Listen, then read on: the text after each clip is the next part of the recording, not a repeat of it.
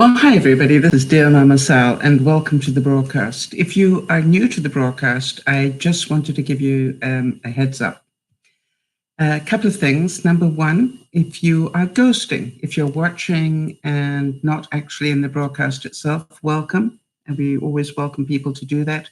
And we understand that not everybody wants to be part of the chit-chat. If you come into the chit-chat, know that as soon as we finish the broadcast, I disconnect the chat so that you well, I say immediately afterwards, but it's as soon as I remember to do it, which normally is in the first little while.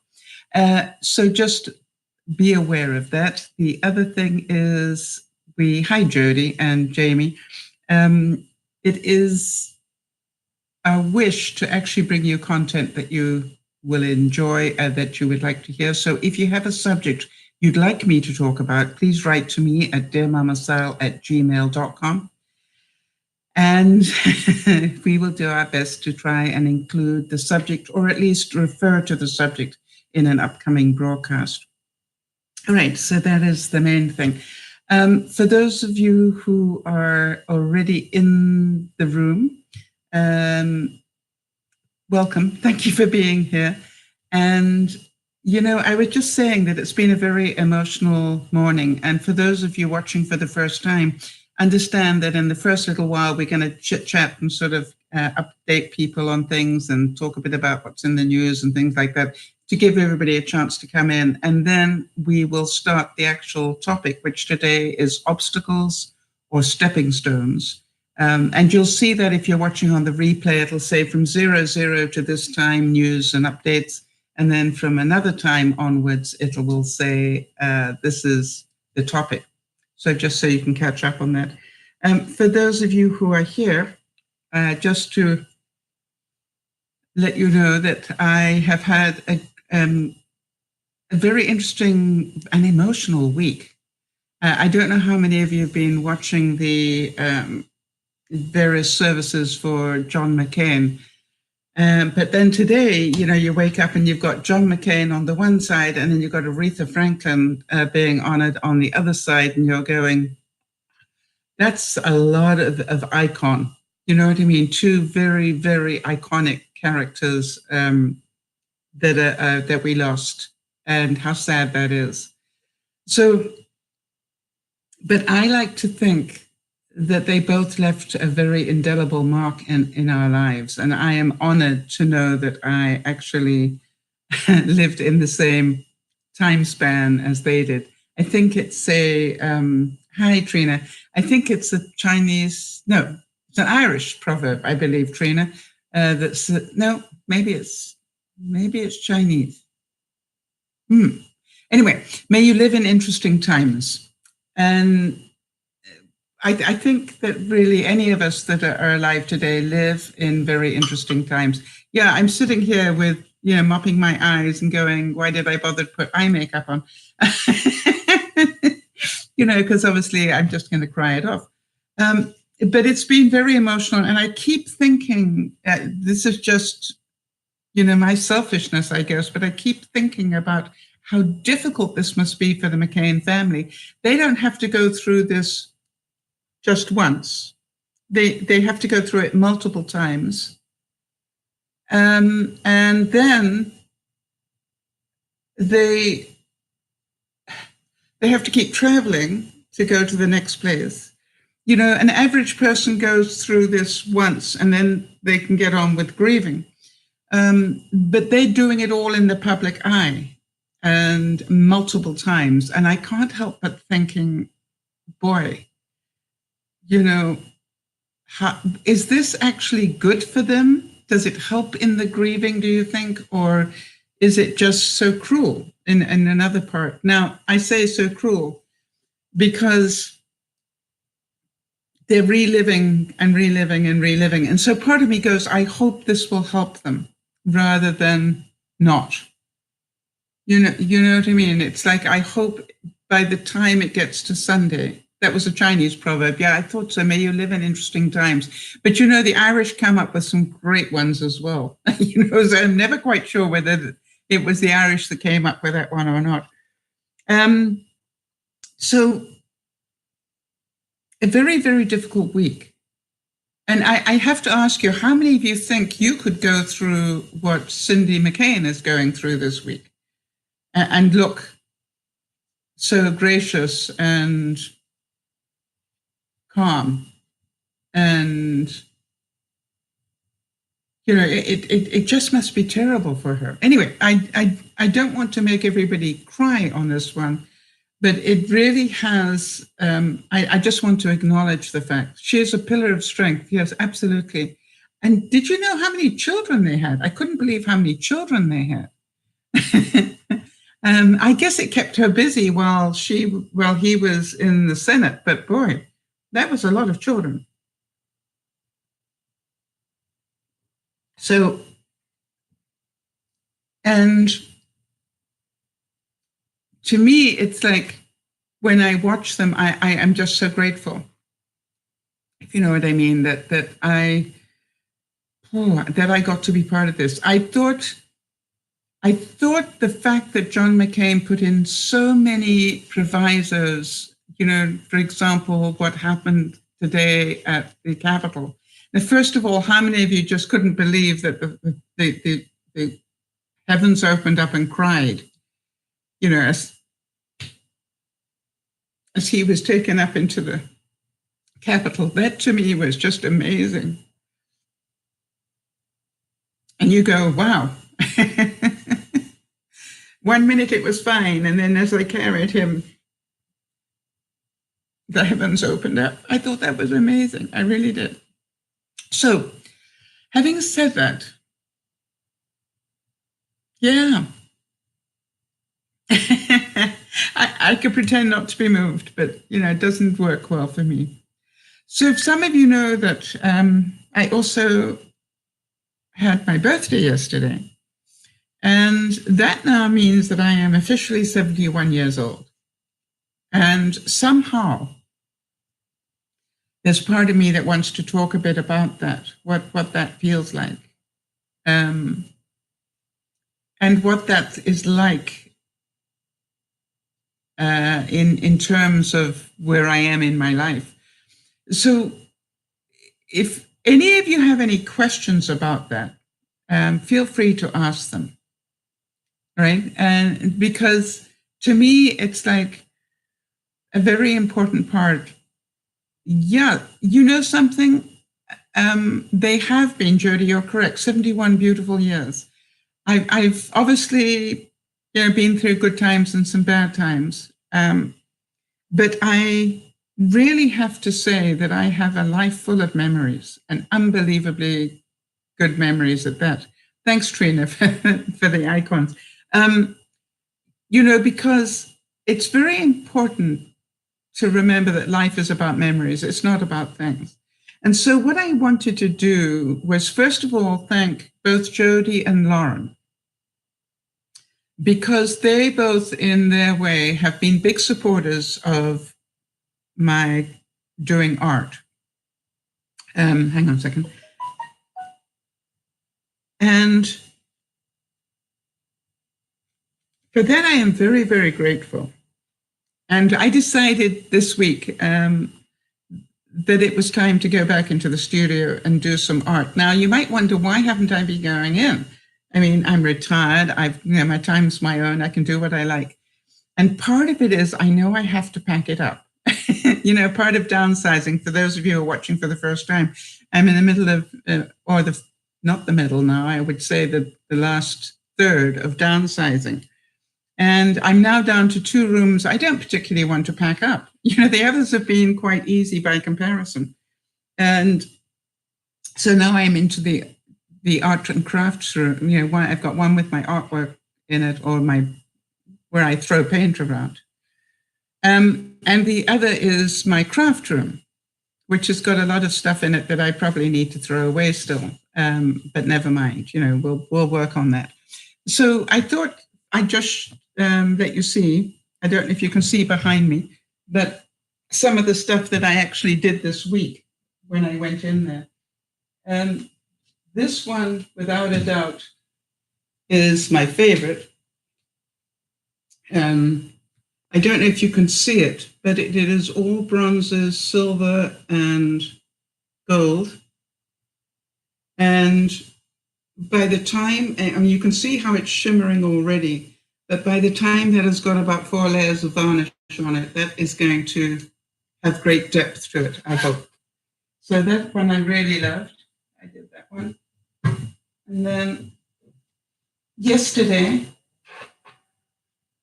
I did birthday one. This is my birthday one. And I don't know if you can see the incredible color that is right here. Oops.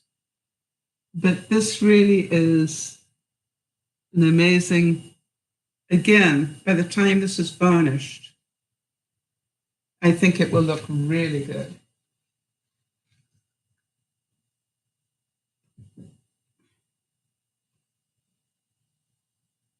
And then this I did with the leftover paint from the big one there. And this one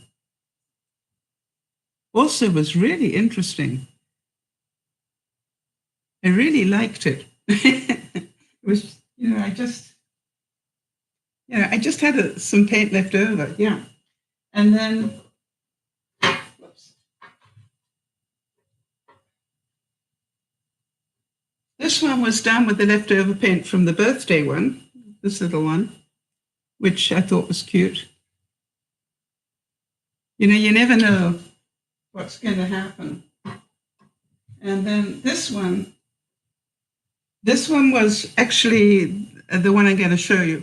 I have, for the longest time, been trying to successfully what they call swipe. And this is called a swipe. And I have got it, I believe I've got it on camera, so you can see how I did it. But basically, it's still a bit wet, but basically I put stripes of color onto the canvas, obviously with white, and then I swiped it across both ways. And I want to tell you something, I have been trying to achieve that for a year, and I did it. So, yeah, so that's really funny. But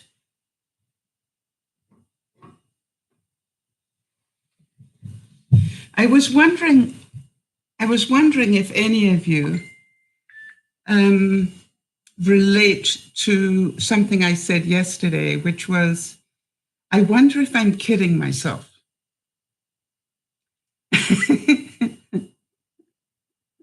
That wasn't all in one day. That was over 2 days, Jody.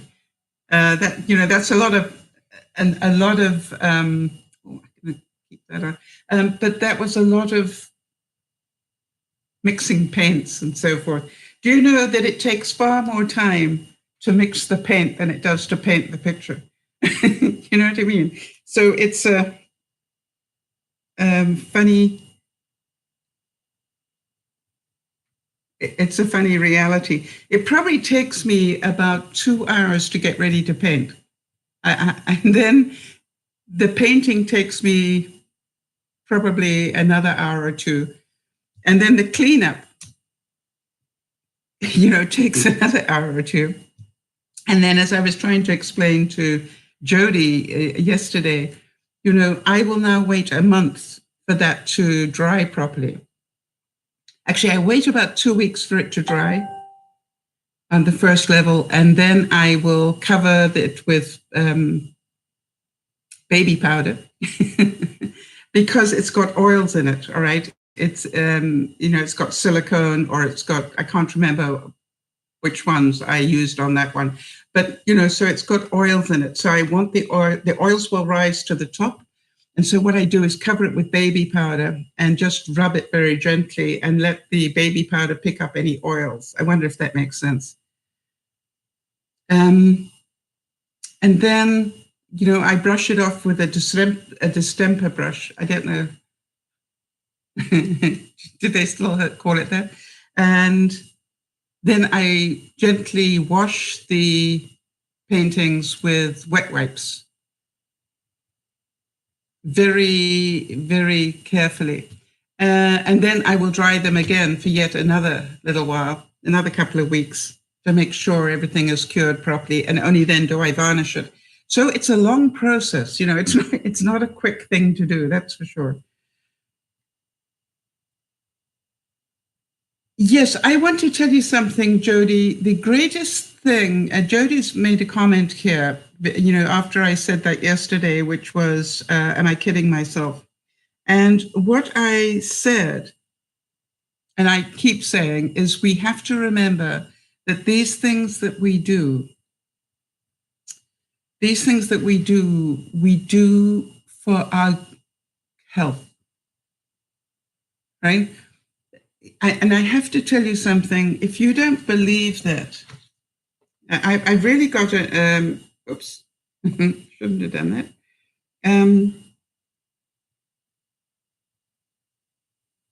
Just bear with me 1 second.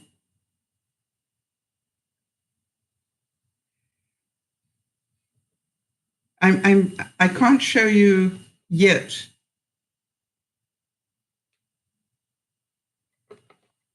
But I wanted to show you this. This is my heart rate. And this was back in July. It was here. And then it absolutely dropped. Now, you might wonder what caused that incredible rise in my heart rate. And do you notice that it stopped here and now has started coming back down again? The interesting thing is, this is when I started to play an online game. Oh, look at that. You can see my living room. This is when I started to play an online game that was an attack type game. Isn't that amazing?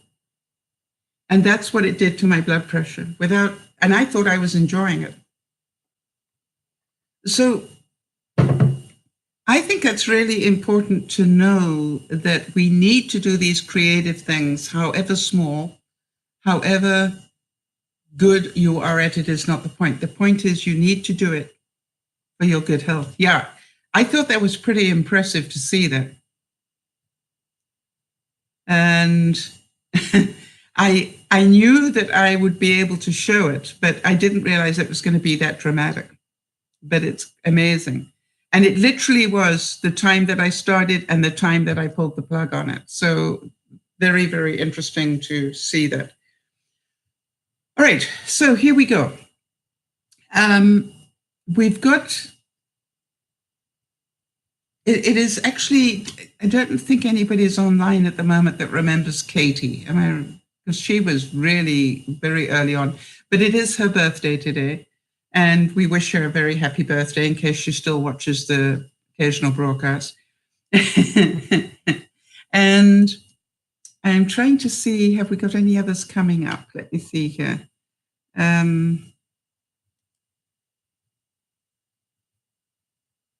Just bear with me while I upload September. No, we haven't got anybody's next week. Wow.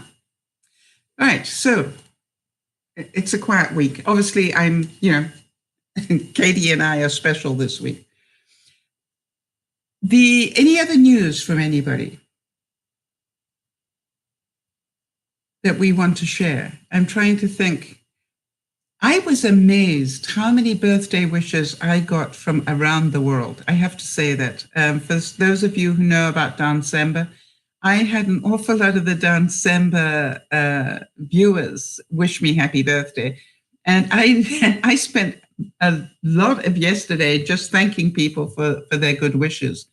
It was absolutely amazing. I'm going, I wonder if I'm ever going to stop thanking people. Now, I know that I could have just done one blanket thank you, but I don't know about you. I work on the principle, if they were kind enough to remember me, I think I should be kind enough to thank them. How many of you understand where I'm coming from? And it's the same thing that it's the same thing I find when I'm actually doing December. Everybody says, you don't have to write to everybody. And I go, yes, I do. Yes, I do. That's what they're waiting for. They're waiting for me to write to them. And, Jody,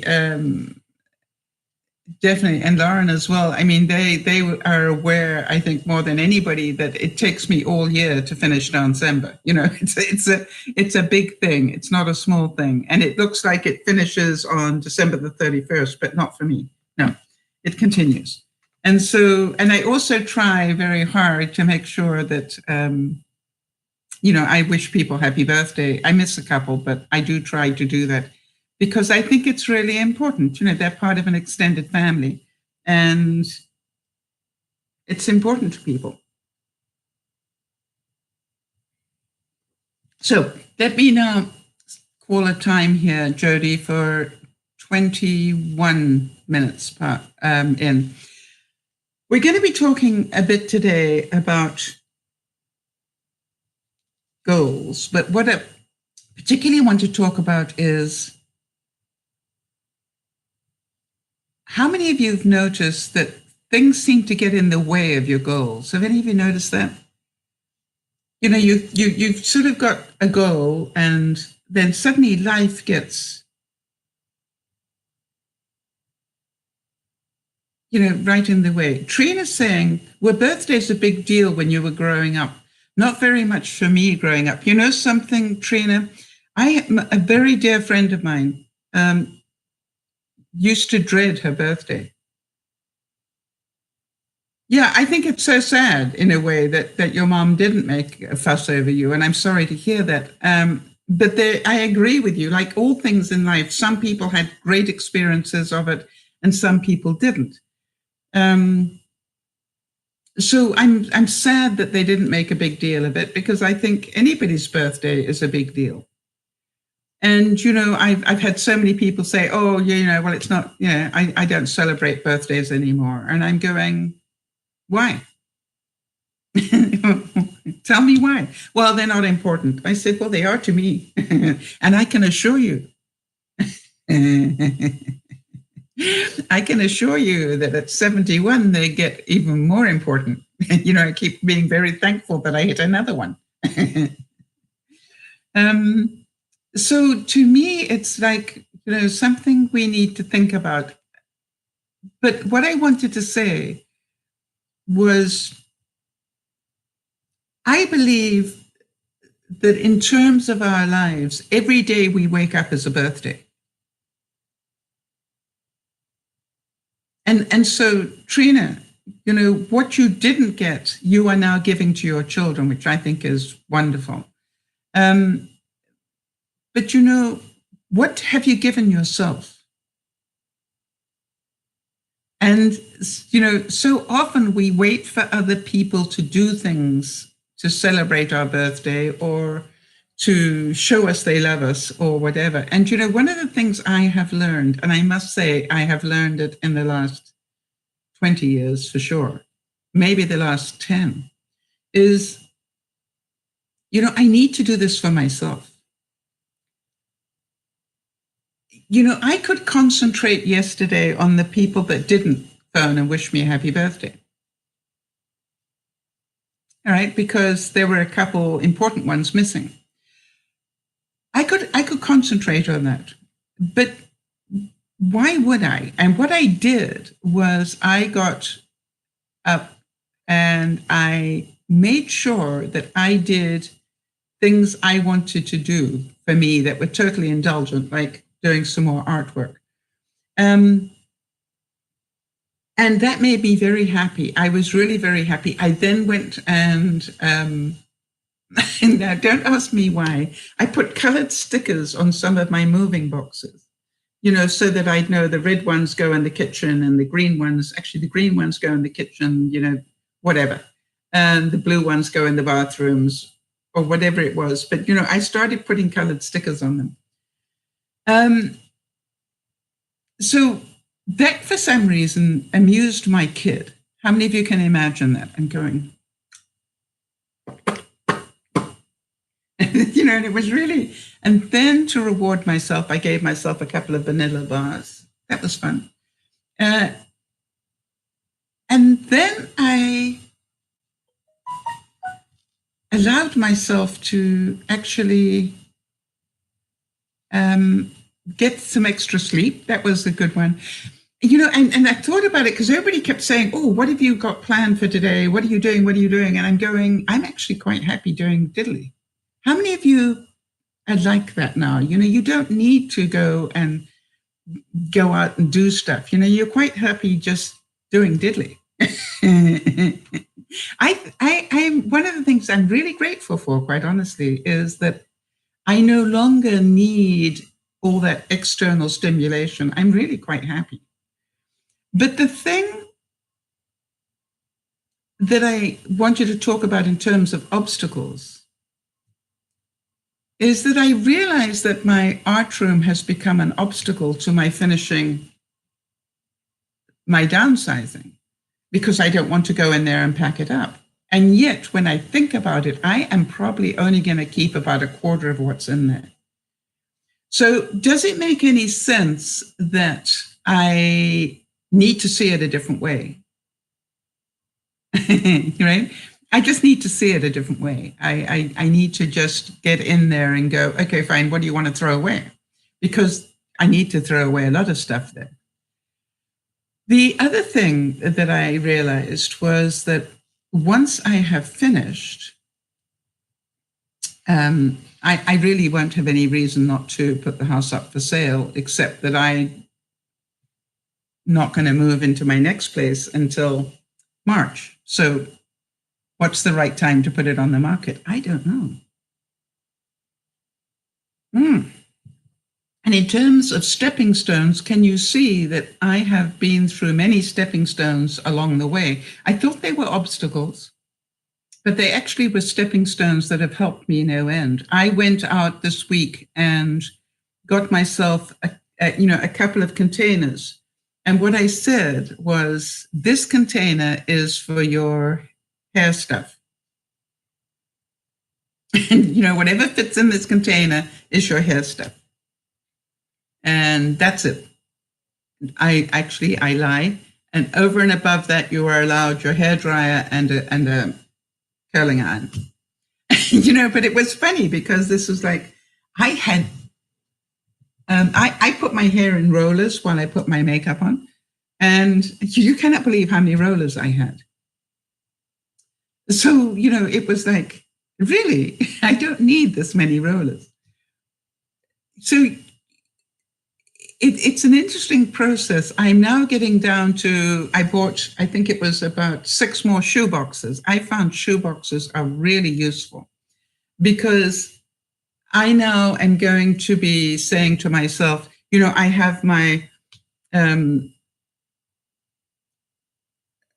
undies in shoe boxes, and I that's it. If you can only have what fits in a shoebox. The rest has to go. And so I am really doing this one step at a time. And sometimes it feels like there's a dirty, great obstacle in the way. And I found out there's a good reason for it.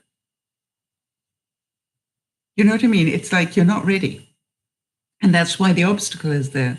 So I was wondering if I could share an incredible birthday card that I received.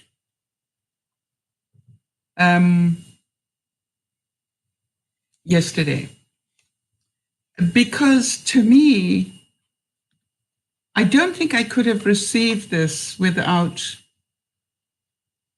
the stepping stones and without the obstacles. And I want to share it. And it says, this world needs more people who leave things a little better than they found them. People who reach out to others with unconditional compassion, people who are brave enough to do the right thing at the right time. Not many people can say they know someone with your gracious giving heart, but I can. You are simply amazing and so easy to celebrate. And quite honestly, I was in tears reading that. And I thought, I don't think that was an easy card to find, first of all. So do you understand the person that sent it to me? spent some time finding that card. That's my belief. And there's part of me that wants to say, that's not really who I am, but that would be extremely rude of me to say that. And I think on a good day that it's true. Although how many of you are quick to tell people, yes, but I'm not like that all the time? I am. I'm like that. I'm not like that all the time. And I do try and remind people. I think one of the nice things I heard about Senator McCain was, oh yeah, he was passionate. And yes, he was a maverick. And yes, he really believed in certain things. But they said he could also swear like a sailor. And I'm going, that's because he was. And so I thought about it and I thought, isn't it interesting for all the things that, that he was known for, his anger was part of it, and yet his humor was part of it. You see, that's what I thought was so incredible, that probably and I'm going to get his book so I can read it, but probably he spent a lot of time beating up on himself because he did get angry or that he, wasn't perfect. But, when I look at it is all those things that people really appreciated in him. And I thought, isn't that something we all need to know? It is not in our perfection that people love us. It is in our totalness, if you like, the good and the bad. How many of you always wanted people around you who would still love you when you were sick? How many of you, I can remember, I've been married twice, and what amazed me was both times I got ill, I ended up not married.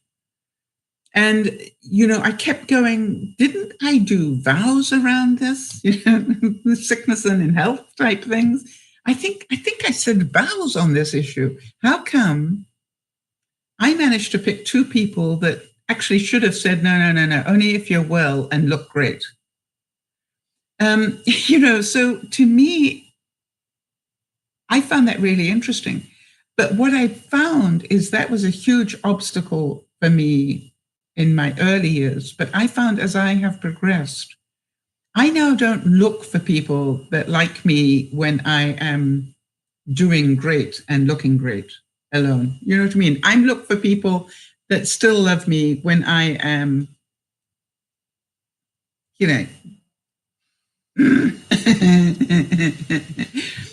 people who will let me vent, people who, understand that this isn't an easy thing to be. People who understand life is about ups and downs. It isn't all good. I think you all know my friend Marnie, and she has had the most devastating thing happen to her. And, I just continue to just love her for who she is, because somehow or other she has just had the grace to hang in there. And I keep thinking, how many people do I know that would not have been able to cope with what she coped with? And so, you look at it and you go, I'm glad that she and I are still friends all these years later. And so I would like you to think about this in terms of your friendships. And when people go through tough times, that sometimes you do need to just go, this is a stepping stone for you, or an obstacle, and the choice is yours. Do you want to get past this, or do you want it to stop you for the rest of your life? And, because I think what we have happen so often is we have bad things happen to us. And instead of saying, okay, this is as good as it gets today, but how do I carry on? I can remember getting really sick about 10 years ago. And everybody said to me, well, do you think you'll ever get better? And I said, I'm not waiting to get better. And they said, what do you mean? And I said, I'm going to take this as my stepping stone, not my obstacle. I'm going to ask myself, if this is as good as it gets, how do I live a happy life? Do you understand what I'm saying here? That we can see the bad things in our lives as obstacles, or we can see them as stepping stones. In other words, okay, let's see how much I've learned. Can I still be happy with what's going on?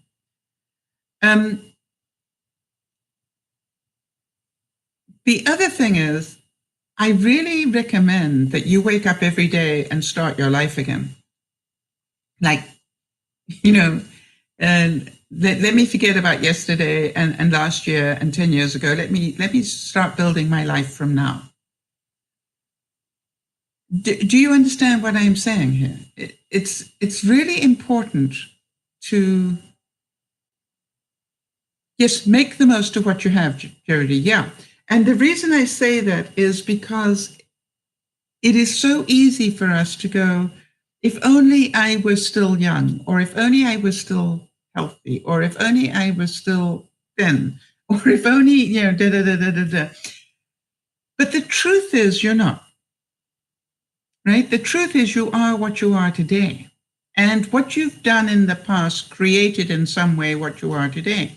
And so to me, it's like, how much can we still laugh? How much can we still create? Jody, I love listening to you tell stories about what you're cooking up, or what what you're preparing to cook up, because you really do have some of the most interesting meals.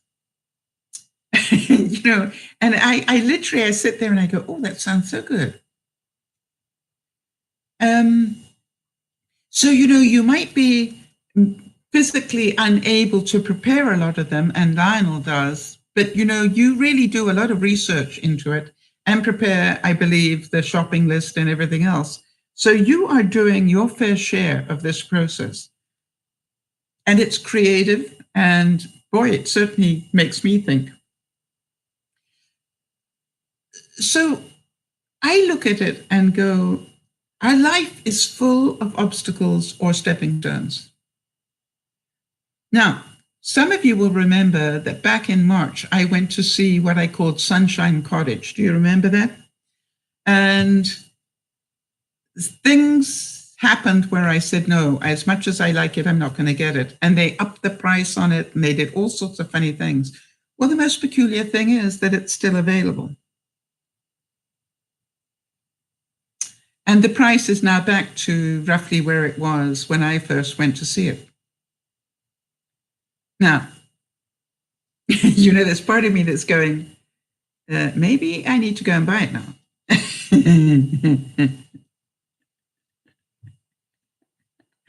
You know what I mean? It's like, is it still there because I meant to still buy it? Or is it still there because there's something wrong with it? Why is it? It was really pretty, so why hasn't it sold? So, it's really funny. I could really cause myself a lot of grief that way. But what I found, and it's a most peculiar part of my life at the moment, what I found is it doesn't really matter.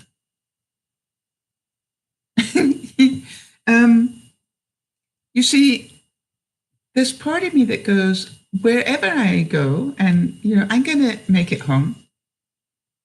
So it doesn't really matter. However big it is or small it is, it doesn't really matter. I will adjust.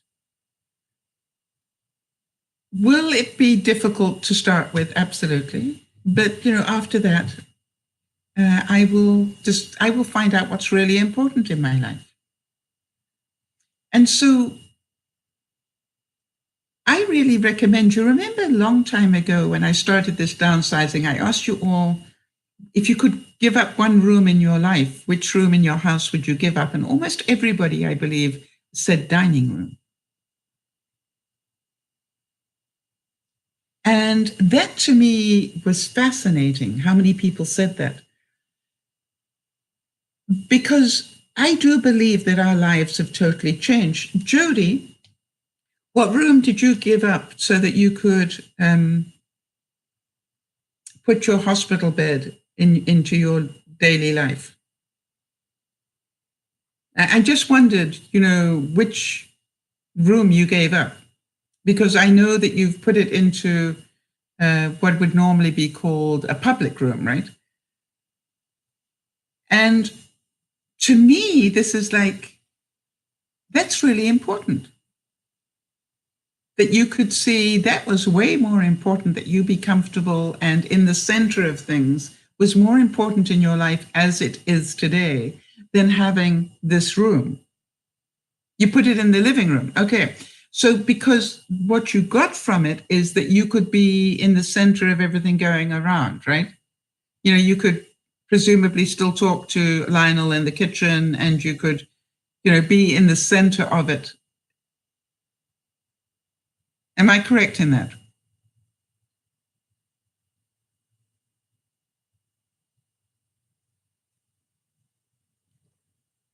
Because exactly, not to be isolated in some back room. Absolutely right. And I want to just say that that you have really grown up as a human being when you looked after you and your needs before in trying to impress the visitors. Now, I'm pretty sure that you've had people visit where you've gone, oh gosh, I'm so sorry, but my living room's turned into a hospital room. Who cares? This works for you most of the year, and when people come to visit. Well, I want you to know that that is a grown-up decision in my book. Because it suits you and your life, not them. You're not doing it to impress anybody else anymore. You're doing it so it suits you. Now, I've had an interesting thing in the last week. Big brother Jeff wrote to me, for those of you who know my brother, and, talking about planning, a trip for this time next year. And, I had to say to him, I have no idea where I'm going to be this time next year. I won't really know where I'm going to be this time next year until it gets here. Do you understand where I'm getting at? Because life can get in the way between now and then. And so, for me to try and plan a trip with him a year from now is just like, I don't see that. Let me see where I am, round about June. I think I could do it then.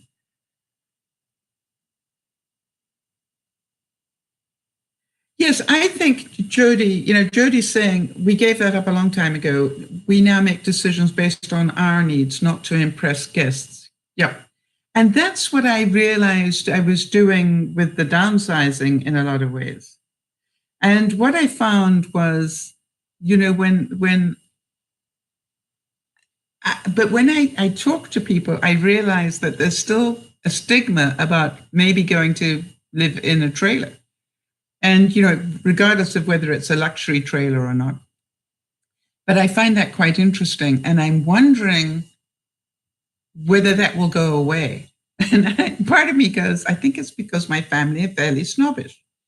And, you can almost hear them going, you're going to be trailer trash? And I'm going, I don't want to think of it like that. I actually want to think of it as downsizing and joining the tiny house movement, because I believe that is what people are doing. And I think it's right. Less on the stuff and more on, I think I'll take a cruise next year. I won't necessarily because I'll be still moving, but what I'm saying is that I'd rather have the money to be able to go and do things like that than just have a fancy apartment. So I look at these stepping stones in my life, and I've had 71 years of them, and I go, so many of the things that I thought were going wrong actually were heading me in the right. Yeah, Amy, and I hope you didn't hear that as a negative. I actually believe, and I'm saying that, I actually believe that people are doing that for good reason. Yes, and that's what I'm saying, that some trailers today are really awesome. So I didn't mean that what I'm saying here is what other people have said to me. And I'm going, it's really interesting. And so I actually am quite looking forward to actually doing it. And Amy, did you downsize to the trailer? And if so, how big a change was that in terms of square footage? Yeah. Because, I look at it and go, it's literally going to be a fifth of the space that I'm in now. And, some of you know me really well. There's part of me that wants to measure out the actual space and try living in that space in my reality. Does that make sense? It's like, okay, fine. I'm only going to have this much space as a bedroom. So what fits into that much space?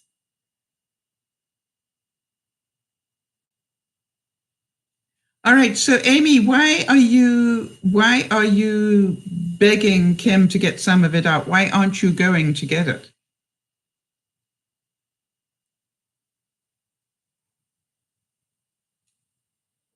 Because that makes you... Are you capable of getting it?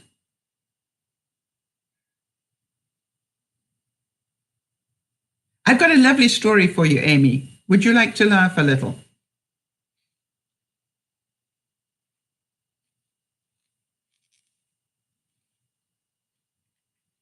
There's a great story that I have about my sister. And, she and her then husband, were busy talking about starting renovations. They were going to renovate the house a little bit. And, she kept talking about it and he kept doing nothing. And she kept talking about it and he kept doing nothing. And so Amy, one day she picked up a sledgehammer and actually put it through a wall. And her husband went, well, I guess we started the renovations. All right, so here we go, Amy. I love this. All right, Amy's saying, may I repeat what you just said, Amy? Because this is exactly the point that I want to make. I'm so glad you said that.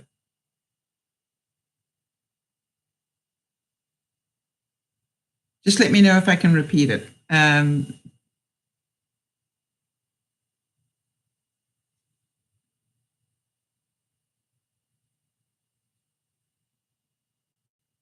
Okay, you say, of course, but you know me, I when I think it could be sensitive, I will always check.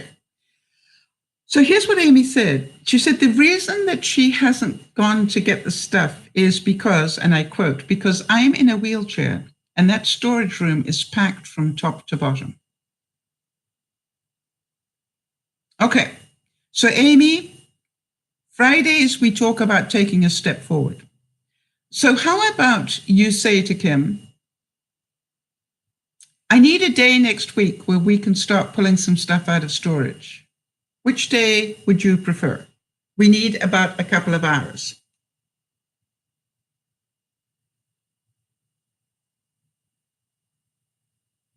Do you know what you want to get out of there? That's my first question. And do you want to start taking it out one box at a time so you can go through it? Or what is your goal? Help me understand so I can get you out of victim and into victor, right? And that's because, if you go, okay, I can't get it because I'm in a wheelchair, that keeps you stuck. What I want you to see, okay, so here's another obstacle in the way, all right? Well, he's been in hospital recently and I don't want to push him. Hi, Sakura. Absolutely very relevant. Very relevant. All right, so now then, we're waiting for cooler weather and we are getting a friend to help us. So this is, you do have the plan. Now, do you know what you went out of there? Because is the friend a male or a female? It's really important.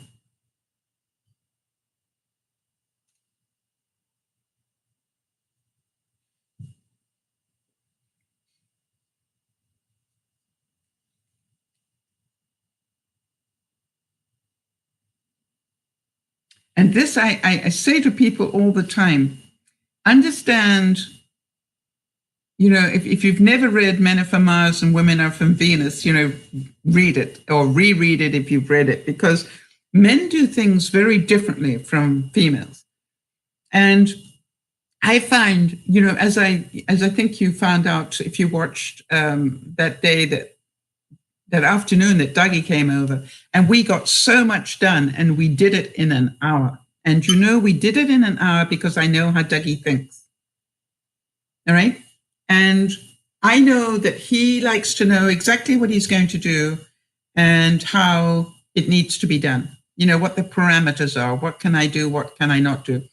And, before he arrived, I knew exactly what I wanted moved. I knew exactly where I wanted it put. And I knew roughly what else could happen, but I wasn't too fussy about it. Do you understand what I'm saying, Amy? So if you want Kim and the friend, I'm not sure if the friend is male or female, and it is important as to how you do it. Because you might say, oh, I want to get some things out of storage. That doesn't work for men. Men need to know, what do you want to get out?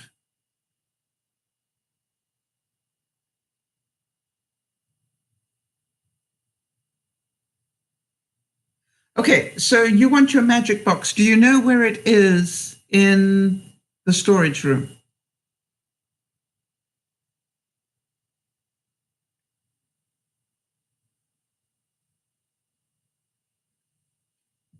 Do you know exactly where it is? Are those boxes marked?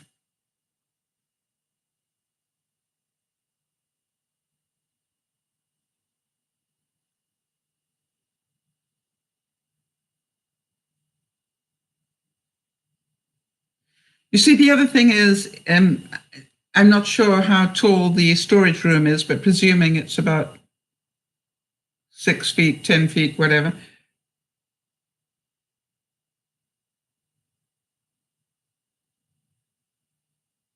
Ah, you have no idea where it is. Okay. Because it happened when you were already in the trailer and everybody just threw it in there. All right. So who picked up those boxes?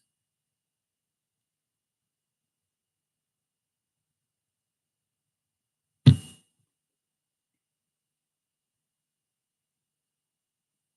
right. Here's my thinking. I'm not sure how many boxes you've got in that storage room, but here's my reality. If you have no idea where it is within those boxes, and the person who packed them up, yes, you made sure you marked them. We Virgos do that. Okay. That's what I thought. All right. So what you know exactly, and that magic box is important to you, am I right?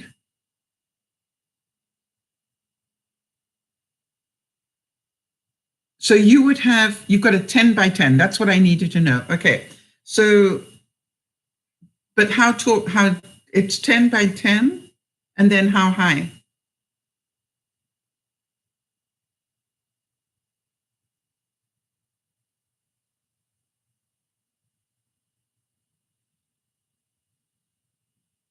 All right, so here's what I'm thinking. It sounds to me like this magic box of yours was very important to you. So I'm pretty certain you've got that well marked on a box somewhere, that this contains the magic box. So, okay, so if you know you wrote magic box on the box, this is a good start. And and so, to me but think about this, Amy. Other than the magic box, what else would you like out of storage?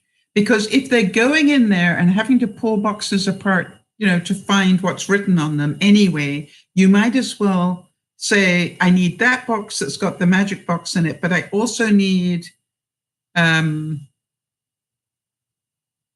this box and this box. And then, presumably you're then going to need the Christmas boxes, all right, if you've got stuff with Christmas stuff in it.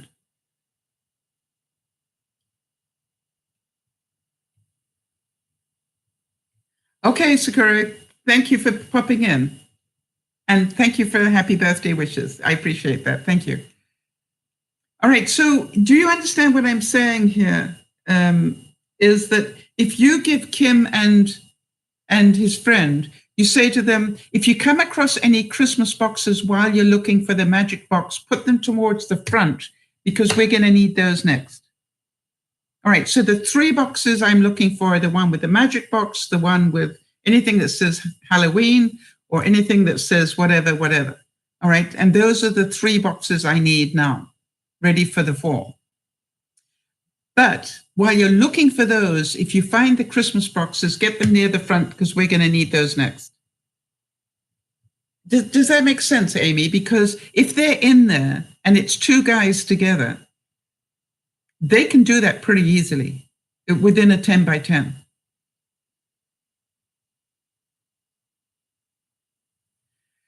But here's what I would recommend. I really would recommend this, is that once a month, Kim and a friend go and pull out a couple of boxes for you. All right? So that you can sort through everything and decide what you want to keep.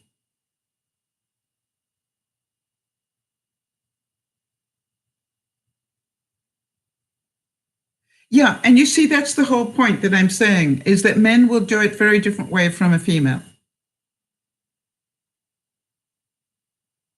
And so they just want to get it done. You see, that's how they think. We are more concerned with, I want to be able to find it later. So you understand the way that I'm packing stuff up is really important. I've done this many times in my life. And you know how I pack up boxes, Amy? It will literally say, for example, I'll pack up a box that's got kitchen stuff on it, and it'll say, it'll say on the front, right drawer under the coffee maker, or cupboard above the coffee maker. Right? Because what I know is everything that was in that cupboard above the coffee maker, and you know what's in there because you've been using it for all that time, is sitting in this box. I don't actually say what's in there. I say, which cupboard is this? It doesn't make sense to anybody. It's just like, okay, fine. Because, you don't think twice about opening up a cupboard and getting what you need because you know where it is. So it's a really important way to pack, So I know that when I get down to the last of it, I'm now, how many times have I gone through my bathroom? I think this is the 3rd time I've gone through my bathroom, and I'm still working on it. But, I know when I get to the very last stuff, I'm going to know what has to come with me because, this is my everyday stuff. And that's what I'm trying to get to. Hi there. So to me, it's like, I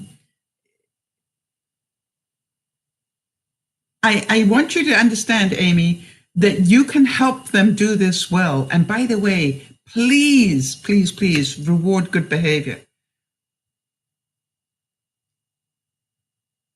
Yeah. You know what I'm saying? It's like, wow, if we could pull one of those out every month, that would be like Christmas to me. And I think that is, because it's a doable. If you could get one tub out, that you could go through, then that would help because you'd be able to downsize it. So how long have you been in the trailer?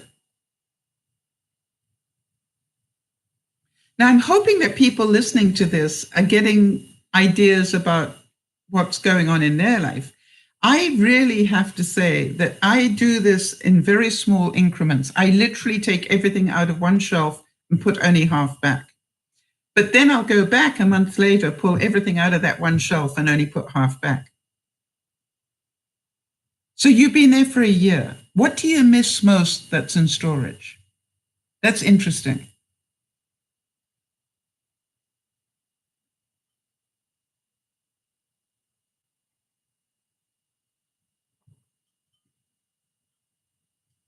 The reason I'm seriously considering the fifth wheel that I am considering is because the amount of storage they built around it and under it and next to it. Do you know what I mean? That was a big thing for me was, boy, there is so much storage everywhere. And then I'm going, and now I'm going to take my trailer, which is 26 feet by 8, and use that as my 10 by 10.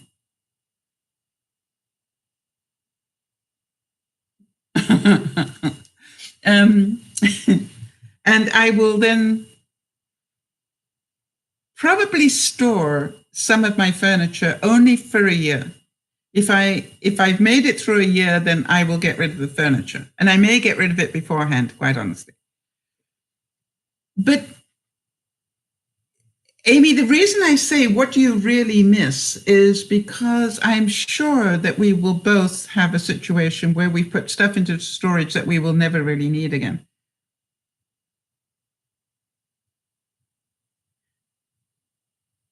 Yes, it will cost extra, but do you know something?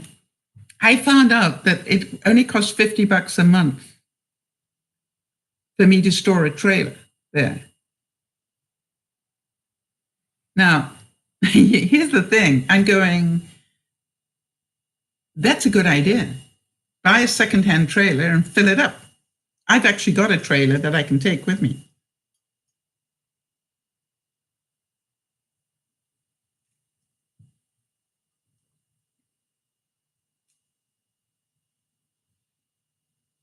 Okay, so that's good. So, all right, Amy, let's go back to the whole reason of doing this exercise. This is about how do you take a step forward and get over the obstacle, all right? And it's not saying, oh, I'll have to wait for Kim to get better because, he may never get stronger than he is today. So maybe it doesn't need Kim. Maybe it's 2 other friends. Did you understand what I'm saying? And quite honestly, maybe it's a couple of girlfriends. So it's not about what can't be done. It's about what can be done. And the way I do it, Amy, I don't know if it makes, hi, Kerry. I don't know if it makes any sense. I always ask myself, if they paid me $1 million to get that box out of storage, how would I do it? Because I find that changes your thinking. You know what I mean? It's like, oh, if they paid me $1 million, then this is how I do it, right? I would hire a couple of people for the day, or I would, call 5 of my friends and say, okay, please help me. I need this done now. Yeah, it's about getting the people to help us. That's right.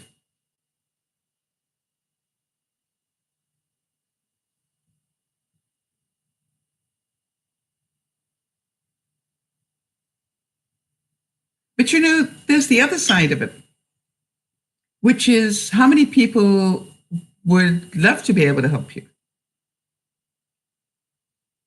And how many people do you know? I mean, if you already live, and here's my reality, if you already live in a trailer people are very helpful people normally.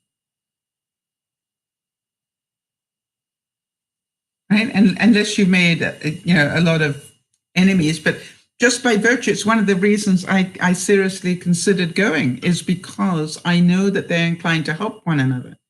And so to me, this is like, okay. All right. So you haven't made one friend in that place since you've been there for a year?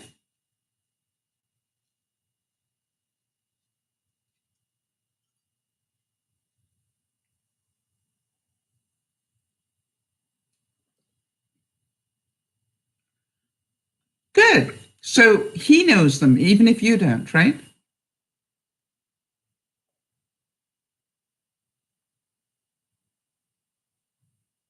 So, your instruction to Kim is, hey, Kim, I don't want you to do it, but can you grab a couple of friends that can do it? And quite honestly, if he's getting one box, I would probably go for at least 3. I don't know how many boxes you've got in there, but, get some of them out of there. So maybe, you freeze with fear. Okay. That's why you got a social butterfly as a partner. So that's fine. So, this is the whole thing that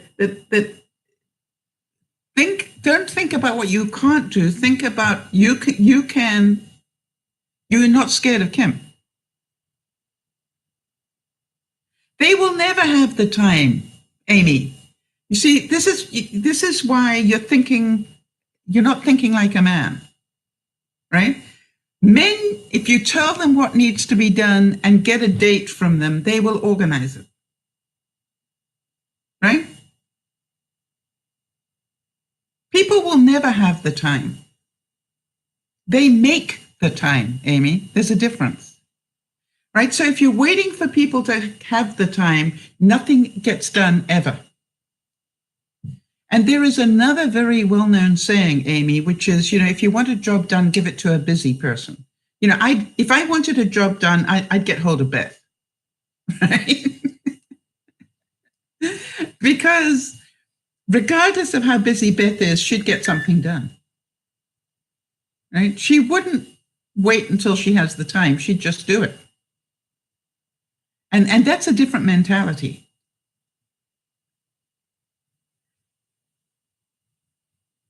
So, if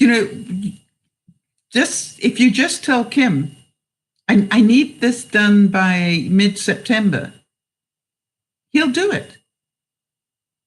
But you also tell him the truth, which is, I really would appreciate it if you could get a couple of friends to help you, because I don't want you doing it yourself. Yes, of course, if you were physically able, you'd be able to say, forget it, I'll go and do it myself, right? But the truth is you're not physically able.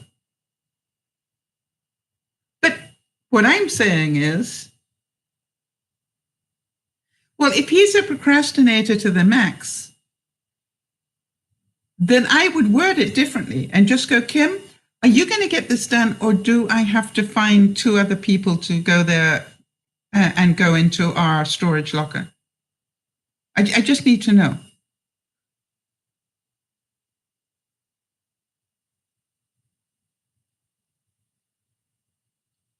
Because it's getting urgent now.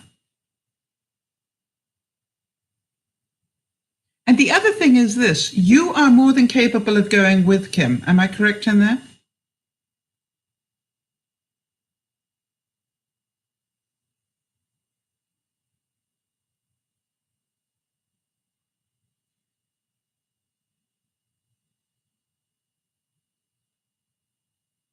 Okay, but you understand the fact that he gets angry doesn't help you get it done, right?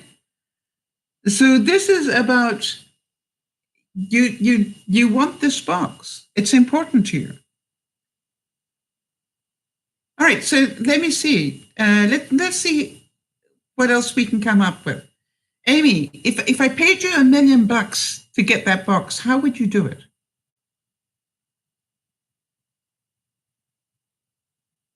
I'm just interested, if you got a really big reward.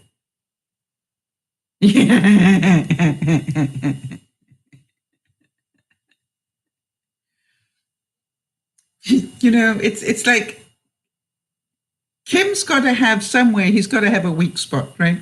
So this is called, if I bought you 600 beers, would you get it done by Friday? Start talking like that. And if he says, well, yeah, of course, well, you go, okay, fine. I need you to imagine 600 beers and go and do it anyway. everybody, it's like, what is his favorite meal? If you get that box, I'm going to do X, Y, and Z for you, right? Whatever it is, find some way of bribing him.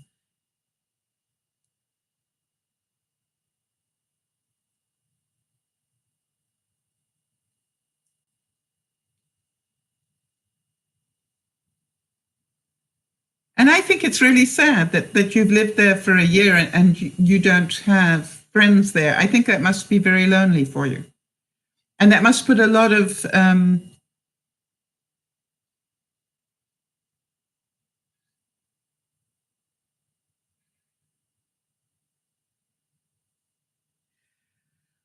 well, you know something?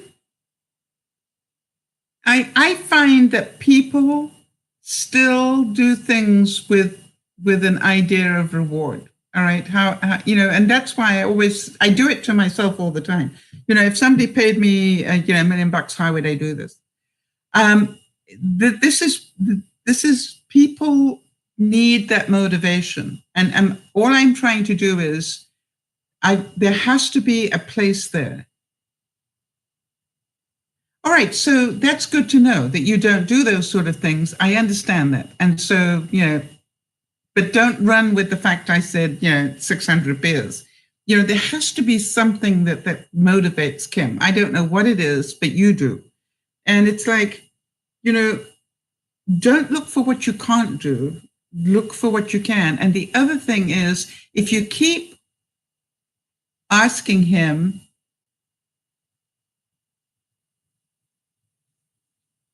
all right, so there is a guy that's helped you before. Okay, so you don't have a number for him. Maybe that's what you do. Say, hey, Kim, can you give me Fred's number so that I can call him and try and arrange so that we can pick up that stuff from the storage? Just be a squeaky wheel on this one. And if Fred can't help, and by the way, what days might you be available? Because I'm prepared to phone him. Well, if you keep poking the bear, okay, so you don't want the magic box. You see, this is the point that I'm making.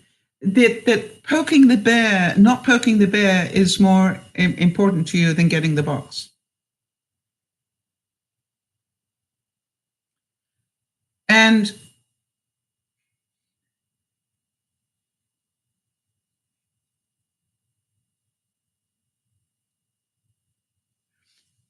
right, but does he have a phone? Because Kim is not in a wheelchair, right? Kim could walk over there and talk to him.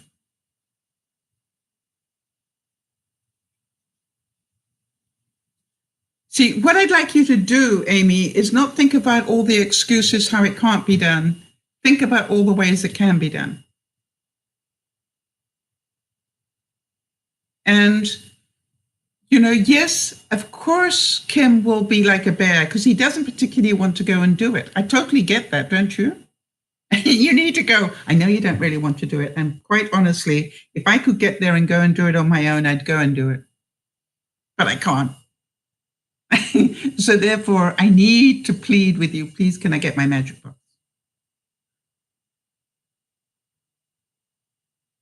And let me know, do you want me to come with you so I can show you the box? Tell me how I can make this doable. And can we please do it by mid-September? Somehow.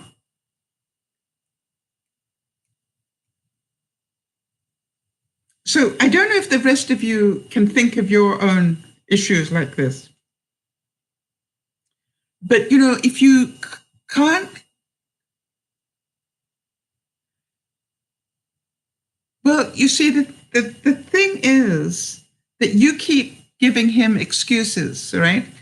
I don't want to push him too hard. He sees the people across the road are busy, That's not going to get anything done.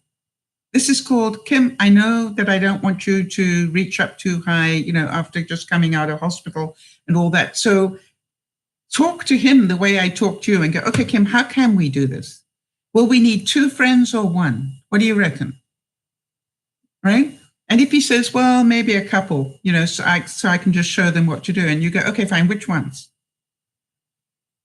And give me their numbers. I'll organize it for you. And then he's probably going to say, oh, don't worry, I'll get hold of them. Yeah, but we need it by mid-September. Is that, can we do that?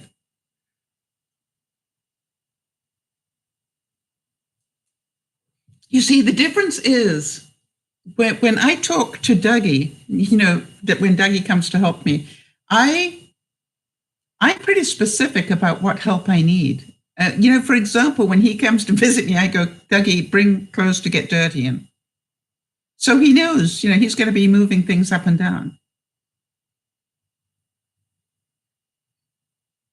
Well, then, you need to talk to Kim a little bit about keeping commitments. And I know that's part of AA.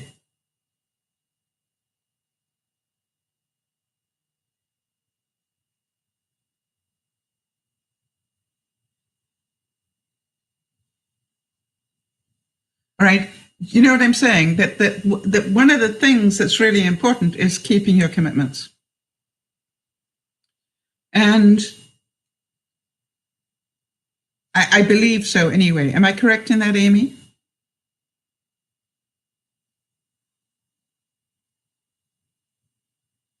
So part of what's happening here is enabling. I'm sorry to hear that, Carrie.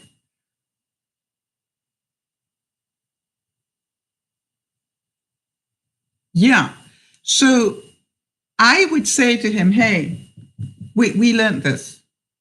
We learned that keeping commitments is really important for our self-esteem. So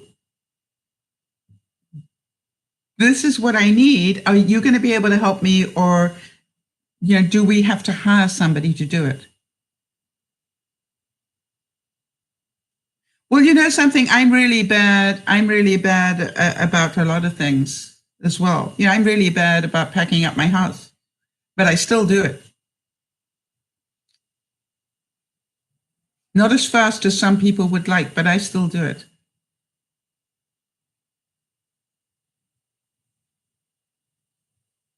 When you say you think you've sprained it, is it swollen, Carrie?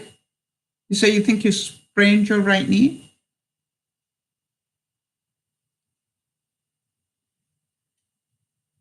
So, Amy, the difference here is the difference is how you approach it. Now,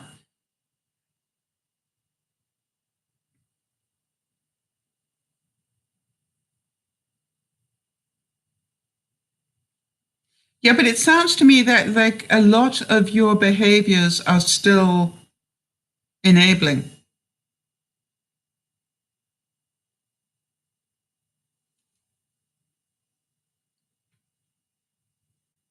So, rethink that.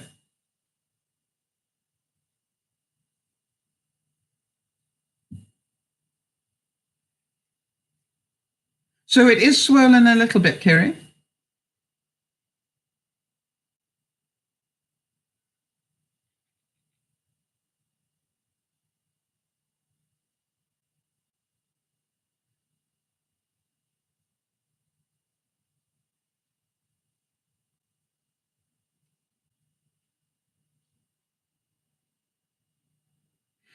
Amy, if you haven't read Men Are From Mars and Women from Venus, you need to read this, all right? Because it really helps you get the right wording around things when you're talking with men.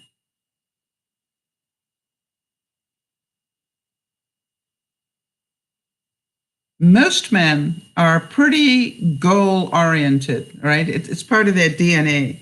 And so if they know what it is that needs to get done, they will make a plan. And if you're saying, I've asked for this and it hasn't been done, then you have not been wording it correctly, right? And it's not because you're weak. It's because you've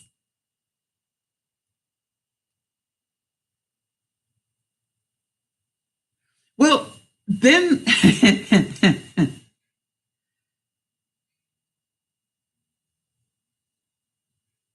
yeah, and you're icing it, I presume, Carrie, if it's swollen.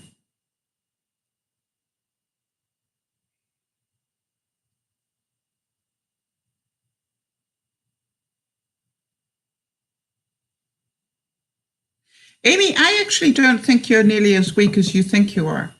I think that you probably don't like conflict very much.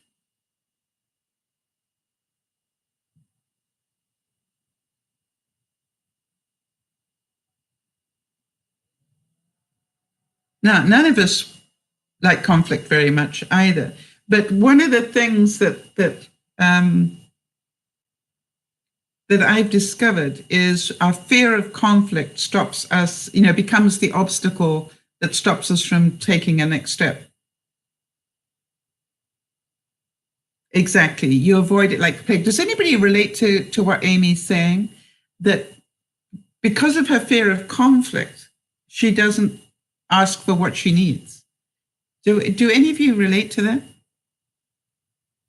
Oh, Amy, I want to give you a big hug. It took me so long to learn that one.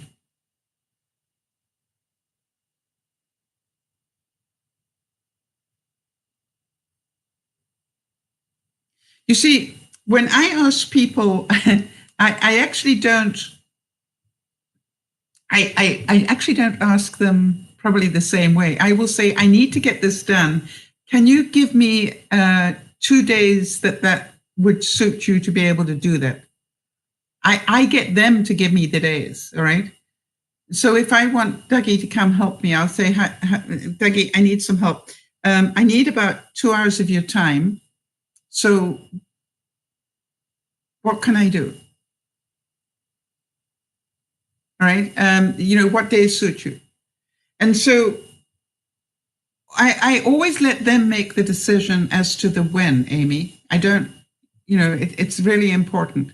The other thing is, what can I do to make this easier? Right? That's the next thing I would ask. Because the easier it seems to be, the more likely they are to go do it.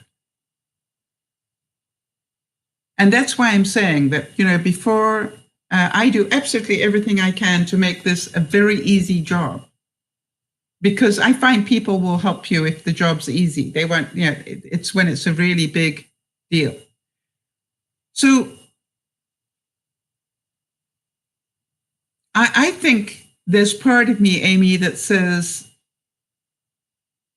if you really want the magic box, you'll find a way. I believe that. If you really want it out of there, you will find a way. And that's how I want you to think. If they paid me $1 million to get that magic box out, how would I do it? Yeah, and it's not that you have to have conflict. It's just like, Kim, I've asked for this 5 times, and I'm obviously doing it wrong. How do I get that magic box out of the storage room by mid-September? Tell me how I do that. What do you need me to do? Because I can't reach up there to get the boxes. So tell me what I can do. Tell me how we are going to do this, because it's a we thing.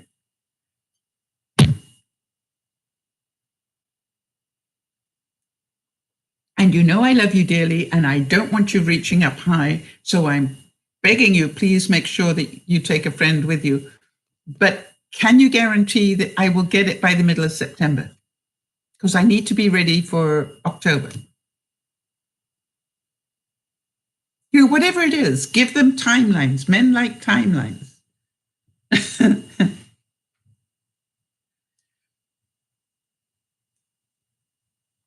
Okay, so Amy, it will get done. Yay. You'll let us know when it's done? Yeah, but you're not a broken record, are you?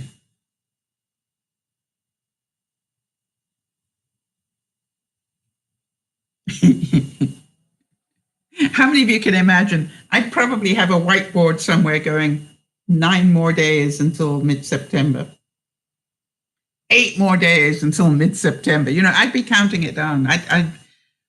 I'd make it pretty sure that, everybody knows I'm still going to hold you to this commitment. For which holiday? Are you going on holiday, Karen?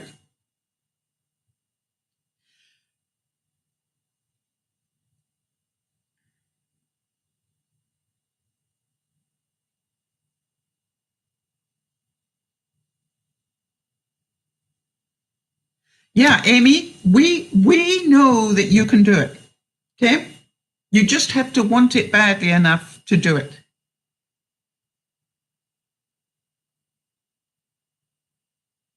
No, we're not interested in the gray hairs. We're not interested in how many times you've asked. Start again. Start again. Forget all the times you've asked before. Go in with a new attitude. Go, Kim, I've been doing this wrong. Now then, this is getting less time until Halloween, and I need these 3 boxes out of storage. Right?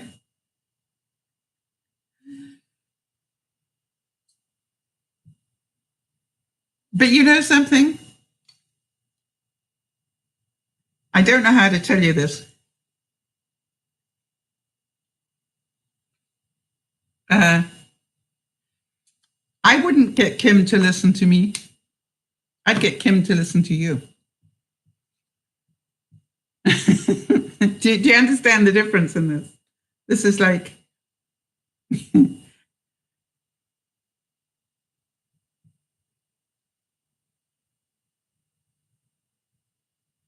there's a big difference. So, yes, it's Labor Day weekend for you guys on Monday, right? Or is it tomorrow? Sunday. You can do this, Amy. And we're going to keep asking you whether it's done. So be aware. We're going to be like a broken record. Did you get your magic box?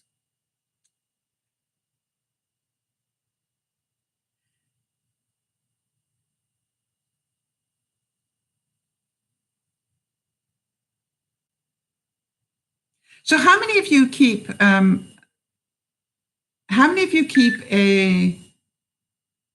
list of the things that you're trying to do? I haven't got mine with me, but I have an ongoing list of things that I want to get done. And sometimes they don't get done in a week. And sometimes I will do, nearly all the list in a day. So do any of you know what I'm saying here? But I keep looking at it every day. All right. I don't let it get out of sight, because if I let it get out of sight, it won't get done. And I did a lot of downsizing this week, actually, surprisingly so. Yeah, Jody has a list ready for September already. Yes, and it's yours is an ongoing list. And I find that, I don't know why, Jody, but I find not having it in my computer gets it done faster. Why? I find when I put it in my computer, it just keeps getting bigger and bigger and better. Whereas if I write it down, an ongoing list, and then every couple of days I start the list again and reprioritize things. And I find it actually works better than having it in my computer. I don't know why that is.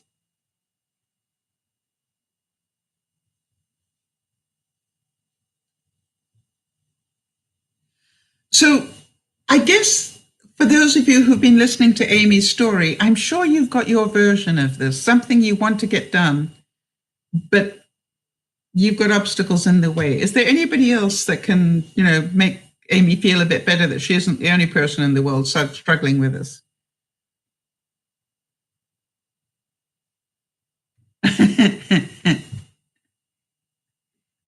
I'm teaching myself to actually enjoy this process. The only thing I have to let go of is time. If I can let go of time, I can do this. And the interesting thing is that Yvonne said something to me.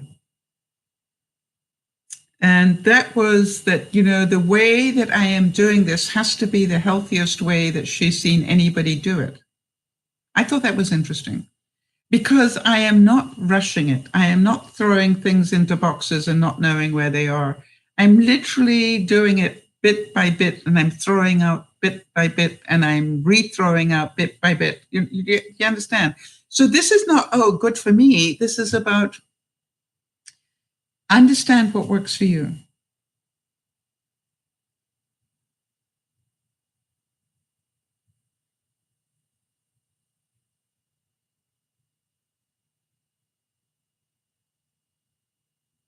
So everybody that's here has their own stepping stone to take this week.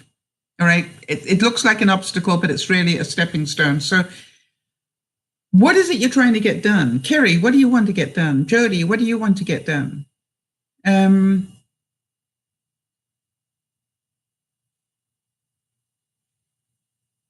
So to me, it's like I could not believe how difficult it was to give myself permission to paint this week. I actually had to overcome an obstacle to give myself permission to paint. For some reason, I had this obstacle, which was I wasn't allowed to paint because I should be packing things up. Go figure that one. Now, my obstacle of the week is I have got a lot of footage that I have not edited and turned into blogs. So that's what my obstacle is this week, and I'm going to work on that. Oh, you want to find a place to put Mike's clothes, or do you want to make a place?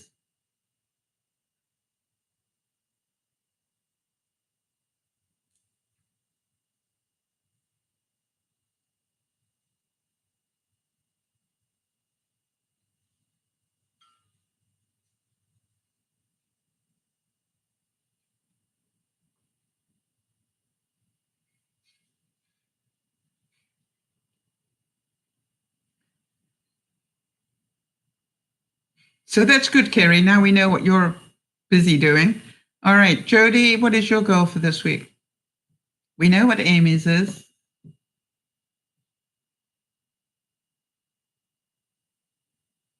What did I say mine was?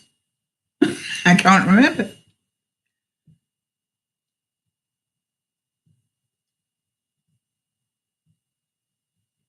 That's weird. I just said it and I can't remember what it was. Ah, that's pretty sad, isn't it?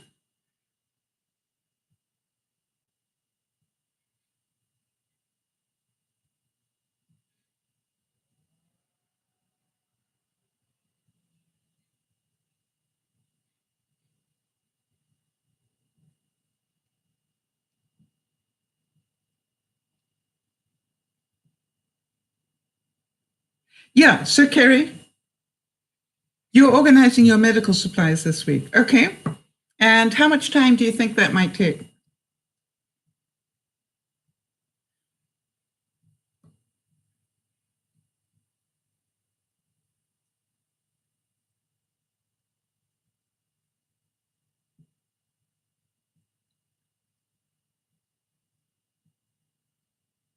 Okay, so how about you sort of talk about that, Kerry? Say, hey, do you think we should get a new dresser for you, or should we just reorganize what we've got here? Which would work best for you? Because we need to do it together. So if you don't want a separate dresser, then I need to move some stuff around to make room for your stuff. And that's probably not a bad thing. I need to throw some stuff out. You understand what I'm saying, Kerry? That this is he probably can't do it, and because he doesn't know where he's allowed to put stuff. So that makes sense to me. If he knows that he's got these two drawers and he can use those, he'll do it. And if two drawers isn't enough, then you've got to make more room, or he's got to bring their stuff.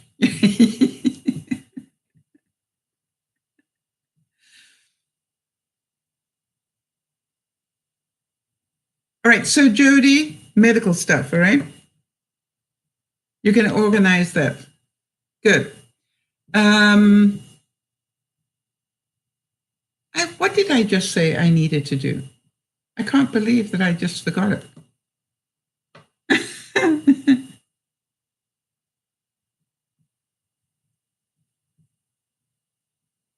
It was important to me as well. The art room is definitely important. Yeah. And what I want to do is actually I tell you what, Jody, for the 2 hours, I will spend 2 hours in the art room, right? For your 2 hours, I will trade you that. I will spend 2 hours in the art room this week. How's that? Not painting, organizing.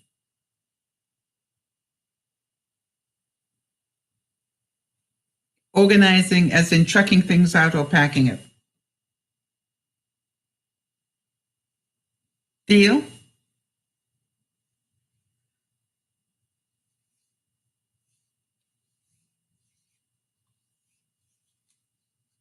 All right, so if you have that stuff, Kerry, why is it clutter?